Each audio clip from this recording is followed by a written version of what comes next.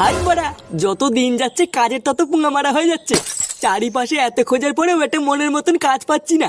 এইভাবে কি ভবিষ্যতে বাল করে দাঁড়াবো নাকি? আচ্ছা পল্টুদা, আমরা যদি সবাই মিলে একটা ব্যবসা খুলি তাহলে কেমন হয়?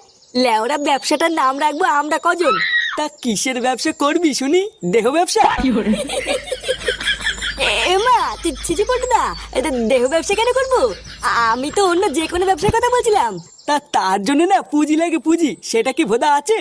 লেওরা চুদা মানে একটা কাজ করব, কিন্তু কি কাজ করবো ভোদা সেটাও মাথায় আসছে না। কিন্তু কিছু টাকা নিয়ে যে একটা ব্যবসা খুলবো, ভোদার বাল সেই টাকাটাও নেই। তা এইভাবে কি জীবনে বাল করবো নাকি?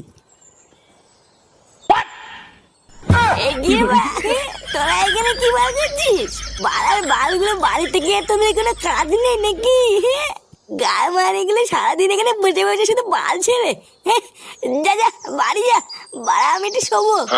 কিরে পল্টু, বাড়া আমরা এদিকে সবাই ভবিষ্যতে চিন্তা করে মরে যাচ্ছি, আর এই চুদির ভাইটা তো দেখছি দিব্যি সেটা পুরো মাল খেয়ে ঘুরিয়ে বেড়াচ্ছে। লেওরার বাল, আমিও তো তাই দেখছি। কিরে বা, তোরা কি গেলি নাকি? নাকি সেটাই বোতল ভরে দেবো? পল্টুদা, আমার মনে হচ্ছে আমাদের এখন বাড়ি চলে যাওয়াই ভালো, বুঝলা? না হলেই মাথা চুদের কথা বলা যায় না, যদি বোতল টোতল গায়ে ছুড়ে মারে। হ্যাঁ রে পল্টু, আমরা এখন বাড়ি যাই, চল। হ্যাঁ, ওটাই বরং ভালো হবে। এদের চল চল।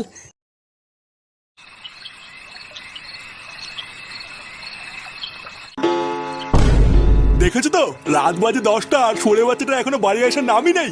তা এইভাবে আর কতদিন চলবে শুনি? লেওরা বাড়ির ছেলেরা একটু বয়স হলে বুঝতে শেখে, আর এই শান্তির ছেলেটা যত বয়স হচ্ছে তত আমার হাড় মাংস জ্বালিয়ে খাচ্ছে। এই সব কিছু হচ্ছে তোমার জন্য, বুঝলে তো? তোমার আজকে পেঁপে আজকে এতবার বেড়েছে। এই দেখো, একদম উল্টো পাল্টা কথা বলবে না কিন্তু। তুমি এবার কেমন বাপ হয়েছো? ছেলেকে একটু শাসন করতে পারো না? সবসময় আমার নামে দোষ দাও কেন? নিজের মারানোর ক্ষমতা নেই, শুধু আমার নামেই দোষ। কি হয়েছে, কিছু বললে? না না, তোমাকে আর কি বলবো। ফুটো কখন বাড়িতে আসবে সে অপেক্ষায় বসে না থেকে চলো, অনেক রাত হয়ে গেছে, খেয়ে নেবে। খাবো তো, ওই চুদির ভাইটা একবার বাড়িতে আসুক, ওর সেটা ভেঙে তারপরে খাবো। একই, তোমরা এখনো ঘুমাওনি? 12টা ছেলে কটা বাজে রে? কোথায় ছিলিস এত রাত পর্যন্ত? কোথায় আর যাবো, ক্লাবেই বসেছিলাম।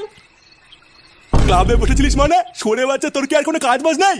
লোকের ঘরে ছেলে পেলেরা দিন রাত কাজ বাজ করে দিনের শেষে বাপের হাতে টাকা তুলে দেয়, আর তুই সেই সকালবেলায় বেরিয়ে রাত পর্যন্ত ক্লাবে গিয়ে বসেছিলিস? লোকের ঘরে ছেলে পেলেরা দিনের শেষে বাপের হাতে টাকা তুলে দেয়? লেওনা তাদের বাপও না ছেলে পেলেদের হাতে টাকা দিয়ে তাদেরকে একটা কাজে ঢুকিয়ে দেয়, তাই তারা দিনের শেষে বাপের হাতে টাকা দেয়। তুমি আজ পর্যন্ত আমার হাতে ক টাকা তুলে দিয়েছো কাজ করার জন্য, যে দিনের শেষে তোমাকে আমি টাকা তুলে দেবো? কি বললি তুই? আরেকবার বল। হ্যাঁ ঠিকই তো বলেছি, কাজ করার জন্য তুমি আজ পর্যন্ত আমার হাতে ক টাকা তুলে দিয়েছো? মারা কিছু টাকা দিয়ে যারা ব্যবসা খুলবো সেই টাকাটাও নেই, এইভাবে কি বাল হবে নাকি? টাকা দিয়ে ব্যবসা করবে? বড় বাল এলো রে। 12টা ছেলে, তোকে যে আমি ব্যবসার জন্য টাকা দেবো, তা টাকা নিয়ে তো মালকে উড়িয়ে দিবি। তা কোন ভরসায় তোকে আমি টাকা দেবো শুনি? মাল খেতে যাবো কেন? হ্যাঁ, তুমি একবার টাকা দিয়ে দেখো না আমি কি করি। দম থাকলে 50,000 টাকা দাও, আমি একটা ব্যবসা করবো, দেখি কেমন পারো। আচ্ছা যা, আমি যে ভাবি হোক কালকের মধ্যে থেকে 50,000 টাকা জোগাড় করে দেবো। তারপর আমিও দেখবো দিনের শেষে তুই কি বাল করে আমার হাতে টাকা তুলে দিস। কি বলছি কি? তুমি আমাকে 50,000 টাকা দেবে? হ্যাঁ গো, তুমি এসব কি বলছো? তোমার মাথা ঠিক আছে তো? 50,000 টাকা তুমি অত টাকা কোথা থেকে পাবে? অত তোমার জানা লাগবে না, একবার যখন বলেছি দেবো তখন ঠিক জোগাড় করে দেবো। তারপর আমিও দেখবো কাজ করে আমার হাতে ক টাকা তুলে দেয়। তার টাকাটা যে কালকে আমি দেবো, টাকাটা পেয়ে কি ব্যবসা করবি কিছু ভেবেছিস? হ্যাঁ, উনি তুমি ভেবো না, ওইসব আমার ভাবা আছে। আমি তো অনেকদিন আগের থেকেই ভেবে রেখেছি, হাতে কিছু টাকা আসলে আইসক্রিমের ব্যবসা করবো। কি, এই শীতকালে আইসক্রিম?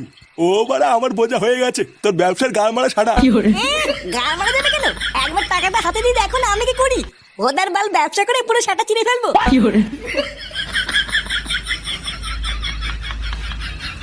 এইসব কি বলছিস রে ফুটো? তোর বাবা তোকে ব্যবসা করার জন্য 50,000 টাকা দিয়েছে? আরে হ্যাঁ রে মারা, হ্যাঁ, তা নাই তোর কি বলছি। আর শুধু তাই না, আমি ব্যবসা করার জন্য নতুন একটা দোকান ভাড়া নিয়েছি। লেওরা, আমি আমার বাপের কাছে চাইলে 5 টাকাও পাই না, আর ফুটোর বাবা ওকে ব্যবসা করার জন্য এত টাকা দিয়ে দিল। এই সবই কপাল রে ফটকে, সবই কপাল। আমরা কি কখনো ভেবেছিলাম যে আমাদের ফুটু একদিন এত বড় একটা ব্যবসা করবে?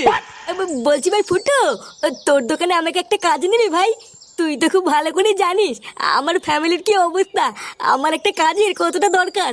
হ্যাঁ হ্যাঁ রে ফুটো, আমারও না একটা কাজের খুবই দরকার, বুঝলি? লেওরা ল্যাংচের মতন আমাকে একটু কাজ নিস না ভাই, তাহলে আমার খুবই উপকার হবে। ভোদার বালগুলো, তোরা সব ফুটোর সাথে কাজে ঢুকে যাবি আর আমি একা একা কি বসে বসে বাল ছিড়বো? ফুটো, ও পল্টু আর ল্যাংচার মতন আমিও কিন্তু তোর সাথে কাজ করবো। আরে লেউড়ে, হ্যাঁ রে মোড়া হ্যাঁ, চোদনাগুলো তোরাও তো চাপ নিতিস কেন? আমরা সবাই একসাথেই কাজ করবো। নে নে, বেশি মারি সময় নষ্ট না করে তাতেই চল। লেওরা ওইদিকে তো আজকে আবার দোকান উদ্বোধন করতে হবে। কি বলছিস রে ফুটো, আজকেই তোর দোকান উদ্বোধন হবে? হ্যাঁ রে লেওরা, তা নাই তোর কি বলছি, তাড়াতাড়ি চল। দোকান উদ্বোধনের পরে তোদের জন্য মালও এনেছি, আর সাথে প্রচুর বাজিও এনেছি। মাল খাবার বাজি ফাটাবো। আরে চোদন ফুটো, এ তো শুনে মনে হচ্ছে বিশাল আয়োজন। হ্যাঁ রে মানে হ্যাঁ, চল চল চল।